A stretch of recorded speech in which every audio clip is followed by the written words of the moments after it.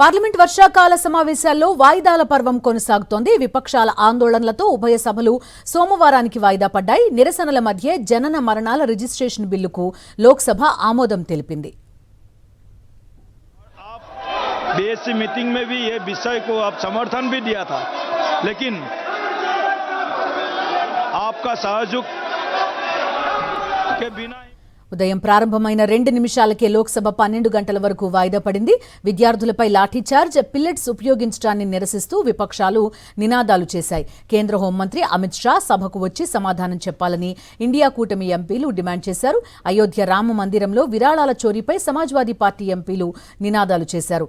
గందరగోళం మధ్య సభను తొలుత 12 గంటల వరకు వాయిదా వేశారు. స్పీకర్ ఓం బిర్లా వాయిదా అనంతరం జనన మరణాల రిజిస్ట్రేషన్ బిల్లు ప్రవేశపెట్టింది కేంద్ర ప్రభుత్వం.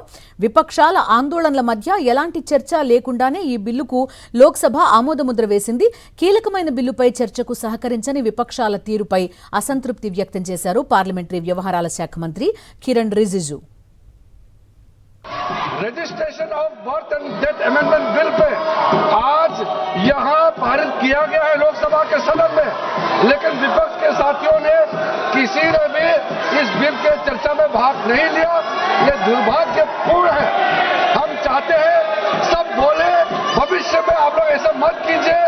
पब्लिक आपको इसका जवाब मांगेगा.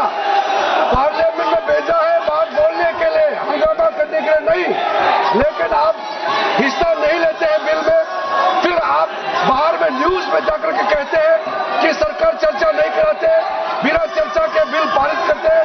ये इल्जाम आप नहीं लगा सकते. आपने अपना मौका गंवा दिया है. అటు రాజ్యసభలో కూడా ఇదే పరిస్థితి. విపక్షాల నిరసనలతో ప్రారంభమైన కాసేపటికే సభను సోమవారానికి వాయిదా వేశారు చైర్మన్ సిపి రాధాకృష్ణన్.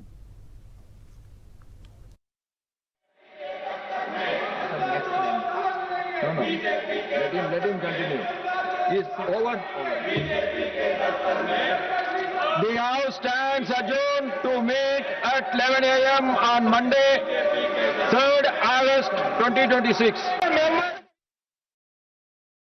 మరిన్ని అప్డేట్స్ కోసం ఛానల్ ను సబ్స్క్రైబ్ చేయండి. నోటిఫికేషన్స్ కోసం బెల్ ఐకాన్ పై క్లిక్ చేయండి.